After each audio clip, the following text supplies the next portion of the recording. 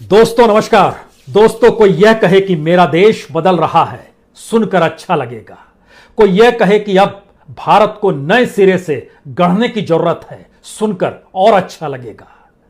उसके बाद कोई यह कहे कि अब जरूरत आ गई है कि हर क्षेत्र में सुधार हो, पुराने कानून खत्म हो, नए नियम कायदे बने। और शायद 2014-15 के बाद से भारत ने इन्हीं नारों के इर्द गिर्द इस देश में बहुत कुछ बदलते हुए देखा है। लेकिन इन बदलती हुई परिस्थितियों के ऊपर में जो रेड कारपेट डाल दी गई सियासी तौर पर, हमें लगता है कि आज इस रेड कारपेट को उठाया जाए। उसके नीचे सवाल एमएसपी का होगा, उसके नीचे सवाल एनसीएलटी का होगा, उसके नीचे सवाल इस देश की किसानी का होगा, उसके नीचे सवाल इस देश में राशन पाने वालों का भी होगा, उसके नीचे सवाल बैंकों की बदहाली की भी होगी, और उसके साथ सवाल इस देश में लोगों के साथ जो कुछ हो रहा है उन परिस्थितियों का भी होगा। सवाल की शुरुआत तो इसी बात से की जाए कि जब कॉरपोरेट सेक्टर को लेकर भी रिफॉर्म का जिक्र किया गया, उसके बाद इस देश में एग्रीकल्चर को लेकर भी जो रिफॉर्म का जिक्र किया गया, और उसके बाद जब इस देश में राशन की दुकानों को लेकर भी रिफॉर्म का जिक्र किया जा रहा है, इनसे होने क्या वाला है और होगा क्या और हो क्या रहा है। हो क्या रहा है, बात यहीं से आज शुरू की जाए, क्योंकि यह एक ऐसा सफर है जिसके साथ आपके जहन में बहुत सारे सवाल लगातार आते चले जाएंगे। एनसीएलटी यानी नेशनल कंपनी लॉ ट्रिब्यूनल इस देश के भीतर में 2016 में बनता है। इसके मातहत हजारों कंपनियां इसके दायरे में आती है और कहती है कि हम अपनी कंपनी को अब बेचना चाहते हैं, हम कर्ज में डूब चुके हैं। एक लंबी फहरिस्त है, कितने सारी कंपनियों के मामलों को निपटाया गया, कितनी कंपनियां दूसरे हाथों में दे दी गई, कितनी कंपनियों ने अपने आप को बैंकों से कितने करोड़ का कर्ज लेने के बाद दिवालिया घोषित कर दिया। यह एक अनकही गाथा है, लेकिन इसके भीतर के मंत्रों को कभी आपने पढ़ने की कोशिश की? सबसे ताजा उदाहरण वीडियोकॉन का है। ये वही वीडियोकॉन ग्रुप है जिसने 1986 में जिसको लाइसेंस मिला था कि अब वह इस देश के भीतर में कलर टेलीविजन बनाए। 1990 में इसने एसी बनाना शुरू किया, इसने वॉशिंग मशीन बनाई, रेफ्रिजरेटर बनाया। 2000 में इसने ऑयल गैस के क्षेत्र में कदम रखा, टेलीकॉम के क्षेत्र में कदम रखा, रिटेल डीटीएच टीवी के क्षेत्र में कदम रखा। 2016 में इसने डीटीएच को बेचा, डिश टीवी को। इसने एयरटेल को अपने हाथ में जो एक स्पेक्ट्रम था, वीडियोकॉन का जो स्पेक्ट्रम था, वह उसने एयरटेल को भेज दिया। और 2018 में यह एनसीएलटी के दरवाजे पर जाकर खड़ा हो गया। इसके ऊपर जो कर्ज था वो कर्ज कौन लौटाएगा? इसके ऊपर जो भी कर्ज लिया गया था वो कर्ज 46,000 करोड़ से ज्यादा का था। और इस कंपनी को जिस दूसरी कंपनी ने खरीदा उसने मात्र 3,000 करोड़ रुपए में खरीद लिया। आपके जहन में यह सवाल होगा, 46,000 करोड़ रुपया कोई कर्ज में डूबी हुई कंपनी है, उसको 3,000 करोड़ में कोई खरीद ले, तो पैसा जो कर्ज में लिया गया उसको लौटाएगा कौन? वो है किसका पैसा? अब आप समझने की कोशिश कीजिए। जो कर्ज था उसमें एसबीआई से 10,994 करोड़ का लोन लिया गया, आईडीबीआई से 9,504 करोड़ का लोन लिया गया था, सेंट्रल बैंक से 4,969 करोड़ का लोन लिया गया, आईसीआईसी बैंक से 3,295 करोड़ का लोन लिया गया, यूनियन बैंक से 2,515 करोड़ का लोन लिया गया। यानी कुल मिला के जो 13 कंपनियां थी इनकी वीडियोकॉन की, उसके मातहत जो कुल कर्ज निकल कर आया वो 57,000 करोड़ का था। और वो 13 की 13 कंपनियों को एनसीएलटी ने क्लब कर दिया और उसको 3,000 करोड़ में अनिल अग्रवाल, उनकी कंपनी ट्विन स्टार टेलीकॉम्निक्स जो है, उसको उन्होंने हवाले कर दिया। ये वही अनिल अग्रवाल हैं जिन्होंने 2019 के लोकसभा चुनाव के वक्त जो लोन देने वाले कॉरपोरेट सेक्टर के लोग थे, जिन्होंने सबसे ज्यादा बीजेपी को जो पैसा दान दिया था, पॉलिटिकल फंडिंग की थी, उसमें इनका नाम भी आता है। यह वही अनिल अग्रवाल है जिनकी नजर अब बीपीसीएल पर है। यह वही अनिल अग्रवाल हैं जिन्होंने ऑयल के क्षेत्र में भी कदम रखा और रावा ऑयल फील्ड में इनकी 28% स्टेक थी, जो कि वीडियोकॉन से लेने के बाद वो 48% हो गई। यह रावा इलाका जो है, ऑयल फील्ड का जो है, यह लगभग 14,232 बैरल हर दिन यह ऑयल जो प्रोडक्ट निकालता है वो पर डे का है। यानी इतना पैसा राइट ऑफ कर दिया गया क्या बैंक का? कर दिया जाएगा, वो एनपीए के दायरे में आ जाएगा, क्योंकि नई रिपोर्ट यह भी बता रही है कि इस कोविड के दायरे में होते हुए जो बीते 1-1.25 साल हो गए, इसमें एनपीए और बढ़ गया है, बैंकों का बैड लोन और बढ़ गया है। उसमें यह कंपनी वीडियोकॉन जो है, ये एक कंपनी है जिसमें इतने बैंकों से लोन लिया गया, पैसा नहीं लौटाया गया। दूसरी कंपनी का नाम आपके जहन में आना चाहिए, डीएचएफएल। इसका समझौता कुछ दिन पहले हुआ है, 2-3 महीने लगभग, ये मेरे ख्याल से जनवरी के महीने में इसका समझौता हुआ था। इसके ऊपर भी 90,000 करोड़ का कर्ज था, लेकिन इसको पिरामल ग्रुप ने जब खरीदा तो उसकी बोली थी 37,250 करोड़ रुपए, उसने ले लिया। अब आपके जहन में फिर सवाल होगा, ये कौड़ियों के मोल दे रहे हैं, 90,000 करोड़ रुपया जो था इसको लौटाया गया नहीं लौटाया गया, क्योंकि इसने भी तो कई जगहों से लोन लिया गया था, नहीं लौटाया गया। यह कमाल का खेल है, क्योंकि इन सब के बीच आरबीआई नए नियम कायदे भी बनाती है, और जब डीएचएफएल की बोली लग रही थी तो उसमें ओक ट्री ने सबसे ज्यादा बिड लगाई थी, 38,400 करोड़ रुपए। नियम कहते थे जिसकी बिड सबसे ज्यादा होगी उसको कंपनी दे देनी चाहिए, लेकिन दी गई पिरामल ग्रुप को। उसके संबंध इस देश के सबसे टॉप मोस्ट कॉरपोरेट के साथ है, संबंधी के तौर पर, तो उसे ही दिया जाता, लेकिन बताया गया वो कैश ज्यादा दे रहा है। सवाल इसके बाद अगला ये शुरू हुआ कि इतने सारे कर्ज अगर उस पर थे तो ये कहां गए, इसको भी राइट ऑफ किया जाएगा क्या? और इसमें हमें लगता है कि जब इन बातों का जिक्र कर रहे हैं तो इस देश के भीतर में तकरीबन 21,000 से ज्यादा केस अभी भी पेंडिंग पड़े हैं, और अपने कार्यकाल में लगभग 914 कंपनियों का लिक्विडेशन जो है एनसीएलटी ने अपने तौर पर किया है। बड़ी बड़ी कंपनियां इसमें आपको जहन में आएगा Bhushan steel, Bhushan power, SR steel, Alok industry, Jyoti infrastructure, JP Infratech. इन बातों का हम जिक्र इसलिए कर रहे हैं क्योंकि जब एनसीएलटी जो सरकार द्वारा निर्धारित नियम कायदों से चलती है, वही जब राइट ऑफ करने की स्थिति में आ जाएगी और एक कंपनी से दूसरी कंपनी को ट्रांसफर कर देगी तो क्या होगा? इसका एक अद्भुत केस है रुचि सोया। रुचि सोया का जिक्र इसलिए क्योंकि मौजूदा वक्त में पतंजलि को लेकर बार बार जिक्र होता है। रुचि सोया 1985 में आई थी, लेकिन इसके ऊपर 12,000 करोड़ का कर्ज हो गया। 2017 में यह एनसीएलटी के पास चली गई, और उसके बाद 2019 में इसको पतंजलि आयुर्वेद ने खरीद लिया। कितने में खरीदा? 4,350 करोड़ रुपए। यहां पर एक सवाल और आता है, क्या वाकई 4,350 करोड़ किसी कंपनी के पास होता है, या इससे पहले जिन कंपनियों का हमने नाम लिया उनके पास भी होता है क्या? नहीं होता है। वह भी बैंक से ही कर्ज लेते हैं, यानी एक कर्ज में डूब गया बैंक से कर्ज लेकर, दूसरा उसको खरीदने के लिए बैंकों से कर्ज ले रहा है। तो 4,350 करोड़ रुपए में जो पतंजलि आयुर्वेद ने रुचि सोया को लिया, उसमें उन्होंने बैंक से जो कर्ज उठाया वो 3,250 करोड़ है। अब आप सोचिए कितने सस्ते में सौदे हो रहे हैं। ये पैसा कहां से आता है, कहां जाता है?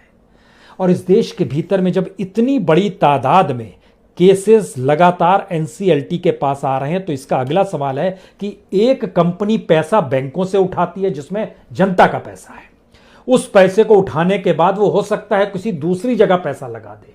जिन कंपनियों का हम नाम ले रहे हैं उसके किसी भी कंपनी के प्रोपराइटर से अगर मिलिएगा, उसकी रईसी में कोई फर्क नहीं आया होगा, उसके पास आज भी चार्टेड होगा, 5 सितारा जीवन आज भी होगा, लेकिन वह दिवालिया है।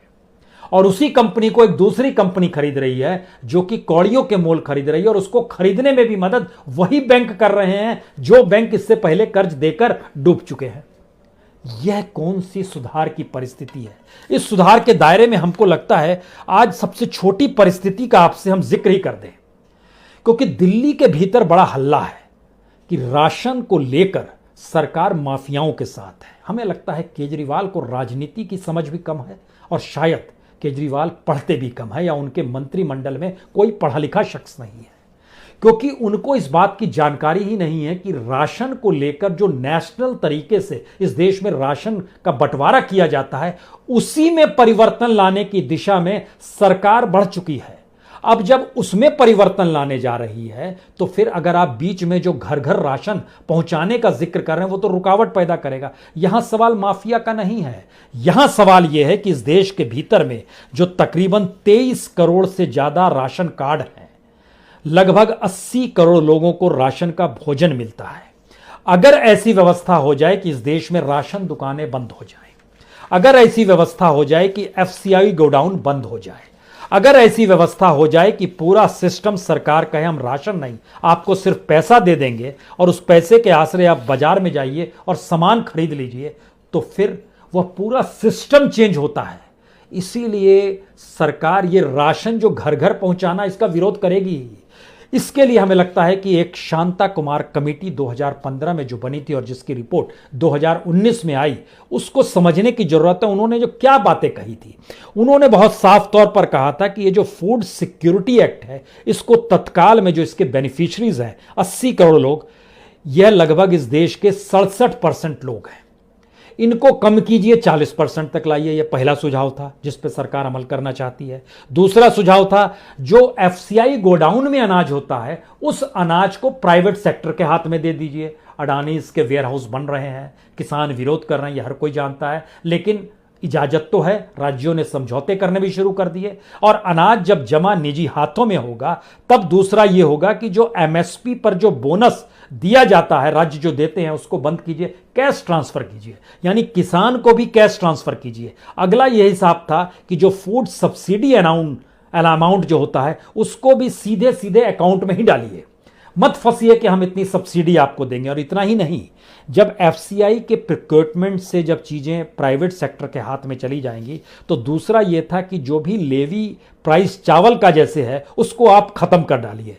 यानी सरकार हर जिम्मेदारी से निकलती चली जाए। और धीरे धीरे यह सुझाव सरकार के इकोनॉमिस्टों ने दिया कि आप राशन दुकान क्यों चालू करना चाहते हैं और क्यों बरकरार रखना चाहते हैं, आप तो इसको बदल डालिए।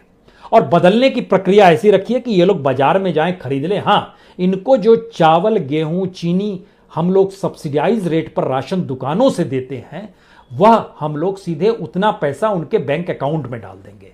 सरकार की यह पूरी फिलॉसफी है, इसमें कोई हेरफेर की बात नहीं है।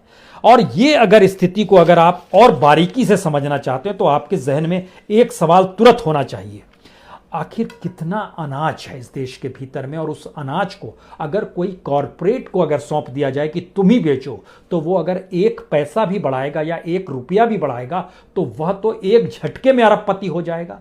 इसलिए क्योंकि इस देश के भीतर में कुल अंत्योदय कार्ड 2 करोड़ 34 लाख हैं, कुल पीएचएच कार्ड जो कि हाउस होल्ड के कार्ड होते हैं, वह लगभग 21 करोड़ हैं। कुल मिला के अगर आप ध्यान दीजिएगा तो अंत्योदय कार्ड में 35 किलो अनाज दिया जाता है।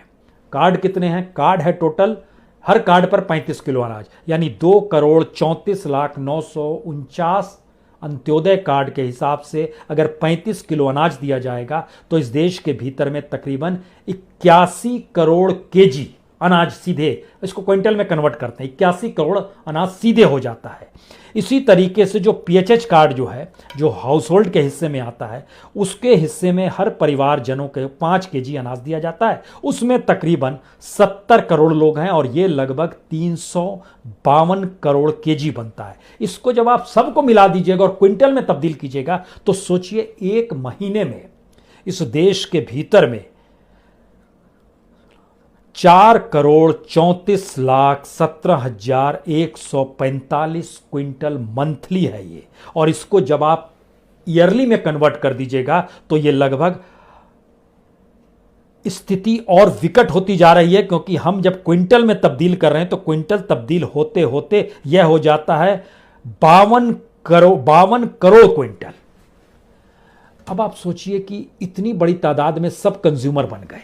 यह एक दूसरा रिफॉर्म है सरकार का। तीसरा रिफॉर्म यह है इस सरकार के भीतर का कि जो एफसीआई गोडाउन है, उसको आप धीरे धीरे इतने घाटे में ले आइए और उसके ऊपर इतना बर्डन डाल दीजिए कि वह धीरे धीरे बंद होने की स्थिति में ही आ जाए। क्योंकि वह चीजें चलेंगी कैसे? यह तीसरा रिफॉर्म था एफसीआई के ऊपर जब मनमोहन सिंह की सरकार जा रही थी, उस समय उसके ऊपर कर्जा था 91,000 करोड़ का, 91,000 करोड़ का। आज की तारीख में यह 4 लाख करोड़ पार कर गया है। यह एफसीआई के ऊपर जो कर्ज है, हम उसकी जानकारी आपको दे रहे हैं। इस कर्ज का मतलब यह होता है कि वो आने वाले वक्त में एफसीआई गोडाउन खत्म हो जाएगा। यह एक तीसरी स्थिति आती है। चौथी स्थिति और महत्वपूर्ण है इस देश के भीतर में, किसानों को लेकर जो एग्रीकल्चरल रिफॉर्म के नाम पर सरकार ने कहा, और एमएसपी का जिक्र बार बार वो कहती है, वो तो था, रहेगा, होगा, सारी बातों का जिक्र करती है। इस रिफॉर्म को समझिए। इसके लिए अगर हम आपसे एक बरस लें, 2020-21 लें, तो सरकार ने जो खरीफ और रबी दोनों सीजन को पूरे साल का मिला दीजिएगा तो 1,20,00,000 किसानों को इस देश के भीतर में एमएसपी पर अनाज खरीदा है। उनको जो पेमेंट हुई है वह तकरीबन 1,54,000 करोड़ रुपए की हुई है। औसत निकालिएगा तो प्रति किसान 1,28,486 रुपए बैठेंगे। अब इस रिफॉर्म को और बारीकी से समझिए। हर किसान के हिस्से में अगर औसत निकाल रहे हैं 1,28,486 रुपए सरकार ने दिए तो आप कहेंगे कम क्या है, साल भर की कमाई है। उस साल भर की कमाई को अगर हम महीने में करें तो हर किसान के हिस्से में आए 10,560 रुपए, प्रतिदिन 352 रुपए, तो भी आप कहेंगे अच्छा है। लेकिन आप यह सोचिए कि फसल उगाने में जो लागत लगी उसे तो हमने कम किया नहीं, उसको जैसे ही आप कम करेंगे 80,000 रुपए तो किसान के हाथ में बचता है 48,486 रुपया पूरे साल का, यानी प्रतिदिन 132 रुपए, यानी प्रति महीने 3,995 रुपए। यही है इस देश के किसानों की स्थिति जो एमएसपी के जरिए सरकार दावा करती है। वह भी सिर्फ कितने किसानों को दे पाती है? इस देश के भीतर में 14.5 करोड़ किसान हैं और सरकार ने दिया 1,20,00,000 किसानों को एमएसपी पे अनाज खरीदा, यानी 6% के लगभग ये बैठता है। सवाल सबसे बड़ा इस प्रक्रिया में यह निकल कर आया कि इस देश के भीतर में जिसके पास पूंजी है उसी को कन्वर्ट करने की स्थिति में सरकार आई है कि उसकी पूंजी अगर बढ़ जाए। राशन कार्ड को लेकर फैसला तब होगा जब हर इस देश के नागरिक का जिनके पास राशन कार्ड है उनका अकाउंट बैंक में खुल जाए, जिससे वो डायरेक्ट सरकार पैसा ट्रांसफर कर दे। फिलहाल इस देश के भीतर में 23 करोड़ राशन कार्ड वालों में से 4,68,00,000 ही राशन कार्ड हैं जिनके अकाउंट बैंक से जुड़े हुए हैं। बाकियों का अभी भी नहीं जुड़ा है, यानी तकरीबन 18 करोड़ लोग अभी भी बाहर हैं। सरकार यही चाहती है कि तेजी से चीजें इंप्लीमेंट हो और इस देश में हर चीज की कीमत हो, उस कीमत की एवज में उसको पैसा सरकार दे दे और पैसा देने की प्रक्रिया का ही आधार बैंक हो जाएं और बैंक जो है सरकार के दिशा निर्देश पर चले, वह आरबीआई को दिशा निर्देश दे और उसी के जरिए जो पूरा कॉरपोरेट सेक्टर है हमारा, जिसके लिए एनसीएलटी बनाया गया, जहां पर हमने आपको जानकारी दी कि देश भर की 2,196 कंपनियों के मामले अभी भी पेंडिंग है और जिन 914 मामलों में लिक्विडेशन किया गया है उसके जरिए जो चूना लगा है बैंकों को वह तकरीबन 4 से 5 लाख करोड़ का है। यह कैसा सिर्फ सुधार है, यह कैसा रिफॉर्म है जिसमें मेरा देश बदल रहा है, यह भी नारा समा जाता है। हम भारत को नए सिरे से गढ़ना चाहते हैं, यह भी नारा समा जाता है। यानी रिफॉर्म की एक ऐसी परिस्थिति है इस दायरे के भीतर समझिए तो वाकई क्या वतन को चंद हथेलियों में सौंपा जा रहा है? क्या वाकई ऐसी परिस्थिति लगातार बनती चली जा रही है कि इस देश का कोई भी नागरिक इस देश की खनिज संपदा पर निर्भर ना रहे, बल्कि सारी खनिज संपदा, किसानी, फसल, प्रोडक्शन, मैन्युफैक्चरिंग, जो कहना है कह लीजिए, वो सारी चीजें कुछ लोगों के हाथ में रहे और उनसे लेने के लिए जो आपको पैसा चाहिए उसके लिए आप रोजगार करेंगे लेकिन रोजगार नहीं है, उसके लिए आप मजदूरी करेंगे लेकिन मजदूरी नहीं है मनरेगा के अलावे इस देश में कहीं, उसके अलावे आप कहीं पर वर्कर के तौर पर कहीं पर प्रोडक्शन करेंगे लेकिन उस प्रोडक्शन को खरीदने वाले लोग जब नहीं होंगे तो वह भी ठप हो चला होगा। तब आप एक व्यवस्था करेंगे कि सारी खनिज संपदा को लेकर अंतर्राष्ट्रीय बाजार में आप उसकी बोली लगाएं। आप कहेंगे ये कैसा है? आखिरी उदाहरण आपको दे देते हैं। भारत दुनिया का एकमात्र देश है जहां पर सबसे ज्यादा मौत दवाई ना मिलने की वजह से होती है, वैक्सीन ना मिल पाने की वजह से होती है, यानी मेडिकली इंफ्रास्ट्रक्चर कमजोर होने की वजह से सबसे ज्यादा मौत भारत में ही होती है। और भारत ही दुनिया का वो देश है जो दुनिया के बाजार में सबसे ज्यादा मेडिसिन, वैक्सीन को एक्सपोर्ट करता है। यानी प्रोडक्शन जो होता है भारत की जमीन पर, भारत के लेबर, भारत के मजदूरों के जरिए, वह विदेशी बाजार में बिकता है, वहां से पैसा आता है, उसके जरिए इंडस्ट्री चलती है। तो भारत के लोग कहां हैं? यानी इस पूरी की पूरी वो एग्रीकल्चरल रिफॉर्म हो या कॉरपोरेट रिफॉर्म हो या वो इकोनॉमिक रिफॉर्म हो या फिर इंडस्ट्रियल रिफॉर्म हो, इन सारी परिस्थितियों को अगर परखिएगा तो वह कंज्यूमर के लिए है, जो कंज्यूमर भारत के भीतर नहीं है, अंतर्राष्ट्रीय तौर पर वो कंज्यूमर है, उसके लिए ये पूरे रिफॉर्म किए जा रहे हैं। तो सरकार आपने अपने प्रतिनिधियों की जो भी चुनी, उन प्रतिनिधियों के रिफॉर्म के दायरे में एक नारा देशभक्ति का है, एक राष्ट्रवाद का है, एक सुधार का है। और सुधार का नारा, उसके हक में ना राष्ट्रवाद आता है, ना ही देशभक्ति आती है। सोचिए जरूर। बहुत बहुत शुक्रिया।